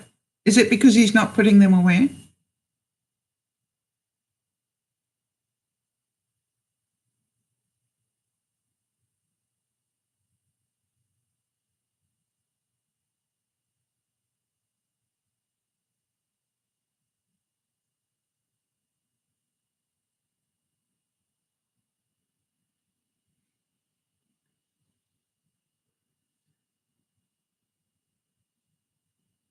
All right, anybody got any input for Kerry? Maybe he's just not a tidy person, Kerry.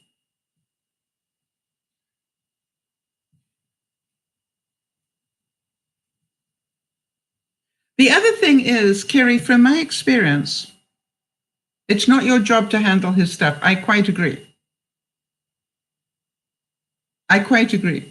So, but what happens to all of us as human beings is we think things are going to take us far longer than they actually do. Would you agree with that, Kerry?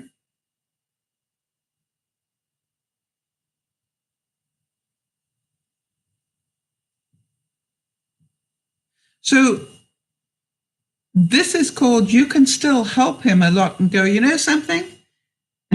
We've actually got to the point that this is beginning to frustrate me now. So before we go out to eat this evening, could you please get your stuff off the floor and into the other room? And when you've done that, we'll go out. All right, give him a task and a deadline. Please, please, before I go insane and become, crabby. I don't want to have to nag you. You're an adult.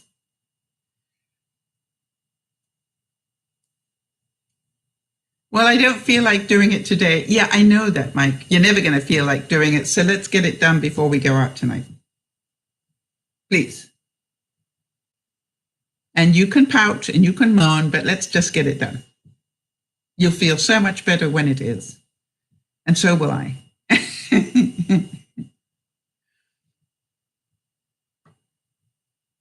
And I love you to bits, but I don't love the clutter.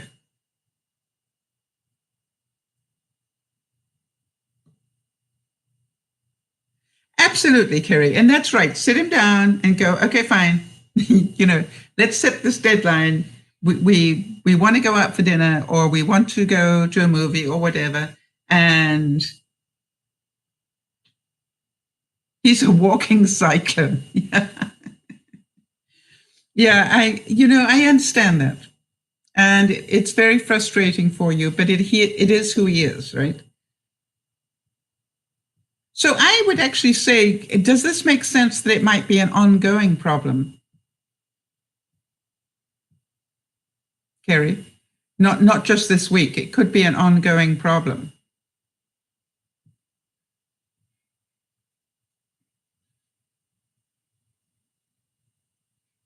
And if so, I would like to suggest that you get it as part of your routine. In other words, that you and he together agree that, Friday or Friday or whatever day you're normally together, that every Friday you'll spend an hour just tidying everything up, ready for the coming week. And we'll do it together. I'll do my stuff, you do yours. And then we go out to eat.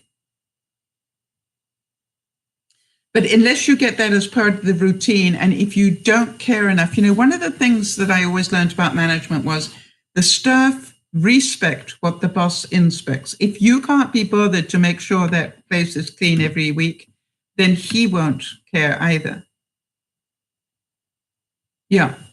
Do you remember what Jody was saying about a block of time? This is called, the first thing we do on Fridays before we go out, go snuggle, or is we spend whatever time it takes to get the room tidied up.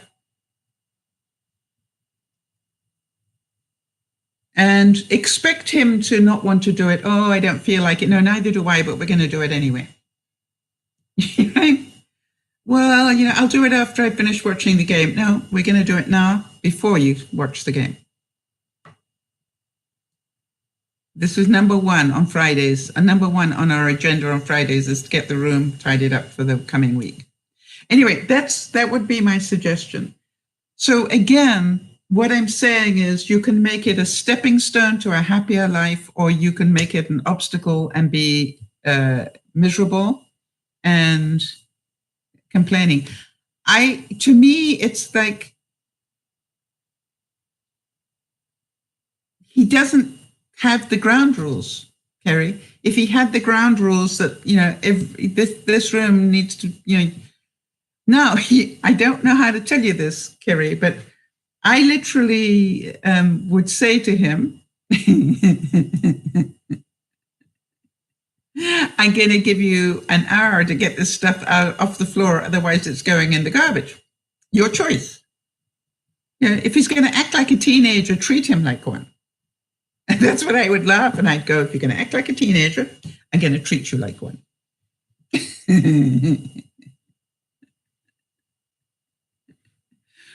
And it's like, whatever's still on the floor an hour from now is going in the garbage. And then I literally go, you got 30 minutes left. Now the best one is actually to open the window and chuck it out if you're brave enough. But, you see, it's because we don't do what we say we're going to do, that we just end up being victims to it all. We end up, and you don't have to be nasty about it. It's just like, I need you to take this seriously. I've asked nicely for weeks. Now, this is no longer asking nicely. This is telling you we hit a boundary here. You have a choice. Get these clothes into the other room within the hour, or I will deal with them, but I won't be putting them away. I'll be throwing them away. So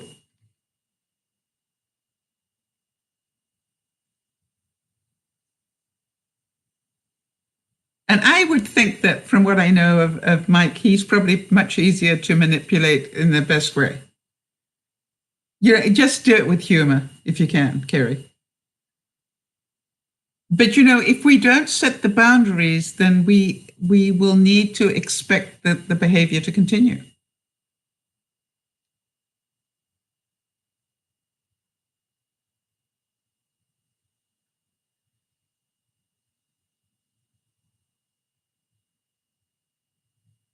And it's really important that, and I mean this quite sincerely, if they're acting like a child, but treat them like one. Yeah, and the thing is, he will respect you for it, Kerry. You'll go, I refuse to nag you anymore. Okay, this is your final warning. That stuff leaves the floor within the next 2 hours, or it's going out the window.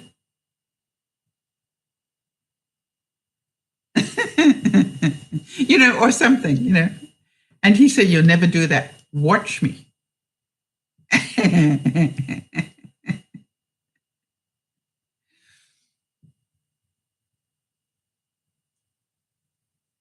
All right, so yeah, I mean, does he know how to use your washing machine? Is he living there full time? Yes, Beth, and that's what I was saying. There's got to be something that you guys can, and I say bribe, but it is bribe, isn't it, Beth? It's like, don't threaten me, woman. Yeah, well, hello. I've asked nicely. That doesn't work.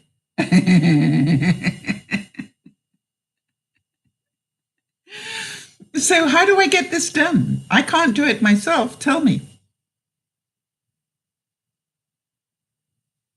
Right? So you understand, Amy, this is as much your problem as it is his, if you get my drift, right? Which, it's like, I understand that you don't want to have any conflict. I understand that you need Kim in your life to help you do so many things. Why are men like that? They just are. And you can try talking to them like a woman would talk to a woman, and it won't work. I can tell you that right now.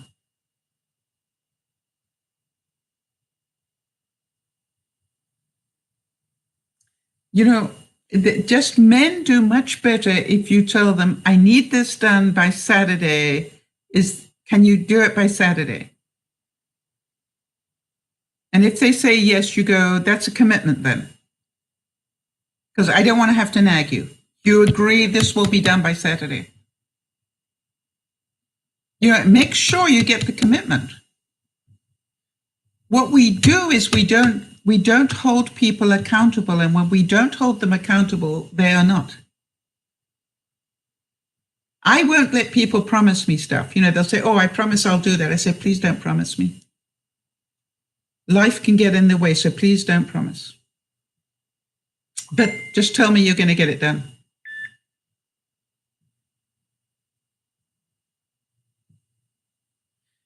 I don't think it's just men. I think people are bad like that. When I look at the friends I have today, Amy, the friends I have today are people who keep their commitments. Right? They never say they're going to try. They just say, I'll do that. If they hit a problem, they'll let me know. But when they say they're going to do something, they do it. No, not lucky me. No, I don't think it's lucky me. I have picked these people in my life because I am like that. They appreciate it. Right? And you cannot attract people like that unless you are like that. Do you keep your commitments, Amy? Oops. Did I freeze?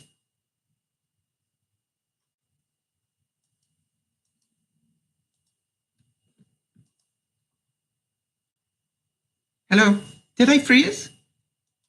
Sorry.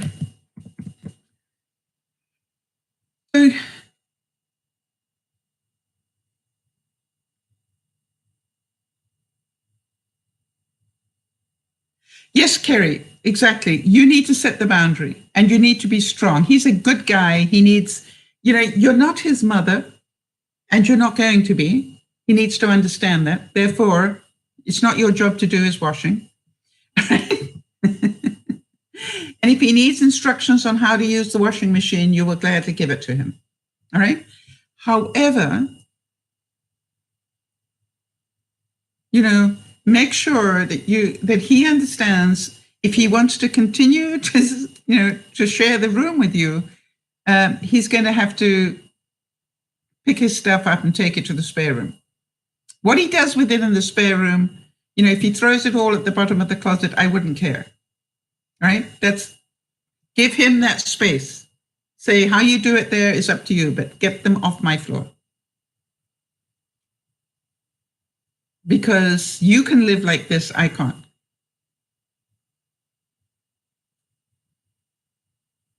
So we need a win-win here.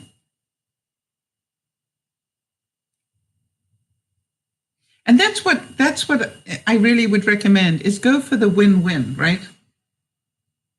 And that's why I think Beth's idea about if you get this done by Friday and you keep that commitment, you are going to get roast beef and Yorkshire pudding and all the trimmings. So that they have something to look forward to. So, Amy, I totally understand your fear of conflict. And I think anybody who's ever been an enabler will agree with you. All right, I totally get it. I no longer care.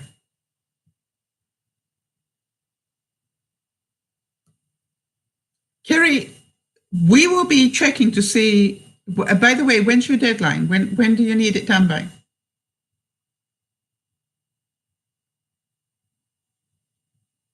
If you're clear as to when you need it done by, it'll get done.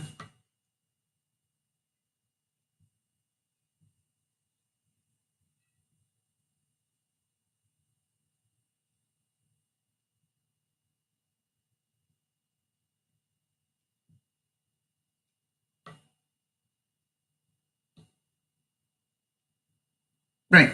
So make sure he knows that. And this is, this is not a hotel. We don't have a cleaning service here. So please, by Monday, tell me if you need me to help you with the washing machine. I'll gladly teach you. But this stuff is out of here by Monday, or I will be removing it. And you don't want that because you will not see it again. All right. So so you understand this is, if you think about it, for those of you who've been parents, you don't give children that room to wiggle. You say to children, this needs to get, your room needs to get tidied. And you're doing it today. Or else you don't get to watch television, or else you don't get supper, or else you don't get, whatever. So if they're acting like a child, you have to go back to some of those childish instructions. And, that's what I would do. I hate to treat you like a child, but apparently treating you like an adult isn't working. It's just like, so here's the deal. You want to be friends with benefits? Get your junk off my floor by Monday.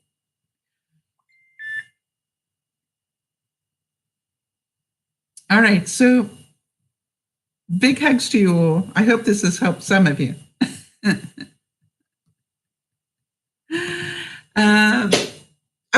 What am I going to? I commit to doing 2 hours, Jody, in tidying up this week in the art room, at least 2 hours. I thank you for that because that's good. You are going to, all right, Kerry's going to make sure that Mike gets his clothes off the floor and clean. Amy's going to get her magic box out of storage. And we will all feel a lot better. Does that make sense? That's a stepping stone for us all. We're all going to feel a lot better. So, do you understand that we can see these things in our lives as obstacles? Oh, I would do it if only I could, da, da, da, da. No, it's like, what are you going to do to get it done? That turns an obstacle into a stepping stone. One is, I do it, but I can't because da, da, da, da, and I've asked so many times and da, da, da. That's not how an achiever thinks. An achiever thinks, what do I need to do now? Whatever didn't work yesterday is irrelevant. Starting today, this job is going to get done. What do I need to do? What do I need to do to help that other person do what needs to be done? And try for the win-win. In other words, I love Beth's idea. You get this done by Monday, you're getting roast beef and Yorkshire pudding or whatever it is. And, I would be saying things like, should I be getting the roast beef on the shopping list yet? Because I need to start ordering. You see, because if they say absolutely, they're committed. If they're saying, well, let's wait a couple of days, you're going, oh, so you're not going to do it? That's what I'm hearing. So you understand, when you become the squeaky wheel, but you don't have to nag, you just have to get people to make a commitment and keep it. And if they're not doing that, then you are as much to blame as they are, because you're not holding them accountable. Does that make any sense to anybody? So again, Jody, that work of art, and it is, I believe, a work of art, is thanks to you. I appreciate it. I don't think I would have done it if you hadn't pushed me. And all of these here would still be in paint bottles. You understand? So thank you so much for encouraging me to give myself that gift for my birthday. I still need a name for this one, so if anybody's got the name. I'm trying to work out whether it is actually lava.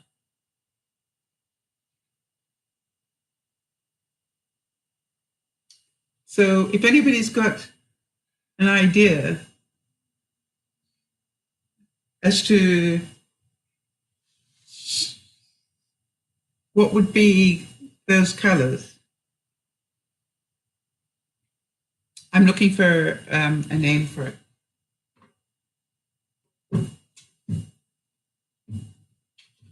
And the other thing, Jody, the drying gods were good to me on all of them. I was particularly surprised about this one because, I mean, you can still see that. Can you see the oils there? That's where the silicone cone has come to the top. So that's why I have to wait for a while for it to totally dry, and then I will put the powder on it. Can you see that, Jody? You can see the oils at the top there. Shiny, yeah. It's not that it's wet. It's that the silicone has risen to the top. So we have to wait for it all to do that, to make sure it's all risen, which is why it'll wait for a couple of weeks. And then I'll cover it with powder and clean it off. So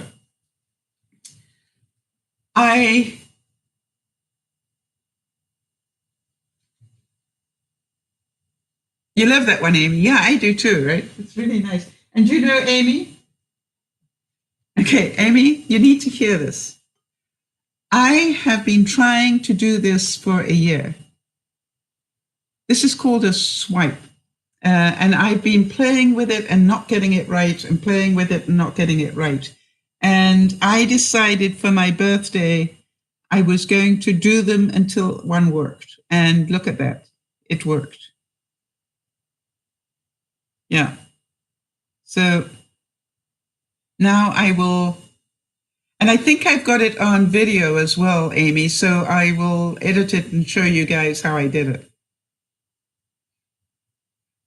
And by the way, I was halfway through it and I didn't like it. And what I did was I made a plan.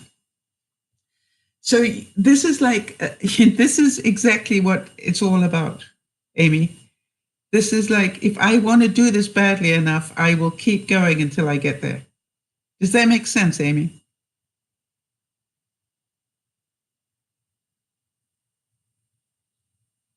Right?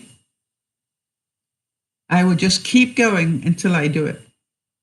And so I want you to remember this in terms of getting things done. Yeah. It's like, and I've spent a year getting here. It looks so easy when everybody else does it, and I just didn't get it right. And then suddenly now I know how to do it. And that's why I want you to see that video. When I put this video up on this one, you know, see what went wrong and see what I did, right? And this is like plan A didn't work. How many of you saw that quote I put up yesterday, which is, if plan A doesn't work, remember there are another 25 letters in the alphabet. I've gone through a lot of versions of this to get here, to do this one. And I'm so happy. And Jody, thank you. I'm so happy with that too. That was a gift to myself.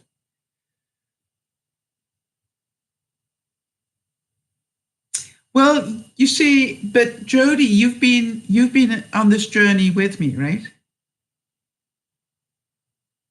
All right, you've been there from the little bits of paper that I still have. By the way, I kept them, and I kept them to remind me. Yeah. I also did a video of doing this one, Amy, the big one. I'm not sure. I might have done a video of this one. I'm not quite sure, but I don't videotape them all because it, in a way, takes away some of the pleasure for me. Yeah, and you see, Jody, that's where you have been a great friend, you and Lauren both, because, you know, you two have been there from the day I started trying to do this sort of artwork. And, you know, I can look at this and I go, some people will just see that as a mess and other people will see that as art. I know that. The main thing is, did it give me pleasure, right, Jody? You've learned that one now. It gave me a lot of pleasure to do it. And now it's a case of how many coats of varnish will it take? And I'm almost tempted to put resin over it because I think it probably deserves resin, because that will really give it depth. But I'm not sure if I'm brave enough to do it on a good one yet. So I might go another way first. So Amy, I'm glad you like this, but know how long it took me to get it right, right? So this is like, don't give up on Kim. Yeah, and the other thing is, Jody, I know that you enjoy seeing them, and that's nice for me as well. We all need a cheerleading team. You know what I mean? We all need the cheerleaders. So, Amy, we're looking forward to giving you a big round of applause when you get that magic box. That's all we need to know. Do you have the magic box in your hand? Because if you do, we know what you overcame to get it. The same as Kerry. If she says mission accomplished, right, we will know the clothes are off the floor. But understand one thing, everybody. We all have our version of this. It's not just Amy. It's not just Kerry. It's not just Sal. All right? It's like we need to remind ourselves of this every day. If people are not doing what we need them to do, then either they are the wrong people or we're asking the wrong way. And, you know, the other thing is, if they know we're afraid of conflict, guess what? They just got to threaten us with conflict and then we fold. I don't think so. You know, I keep going back to where we started with John McCain. I don't think John McCain would have folded. I think he would have made a commitment and kept it. And I bet you his family knows all about keeping their commitments. And they in turn will pass that on to their family. You see, when we expect little of other people, they give us little. When we expect a lot, they give us a lot.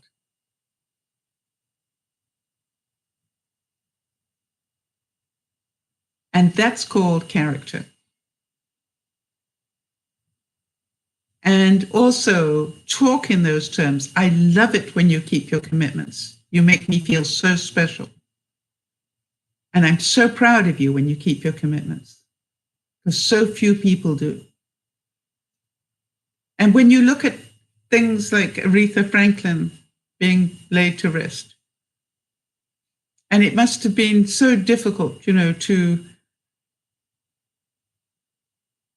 have those two ceremonies on one day for everybody. It's like, how many people probably also wanted to be at the Aretha Franklin memorial? And I was really glad that, you know, at least one president was there. I thought that was really fitting. Because no doubt about it, Aretha Franklin gave so much to our lives. And she deserved a great deal of respect, RESPECT. And I thought she got it today.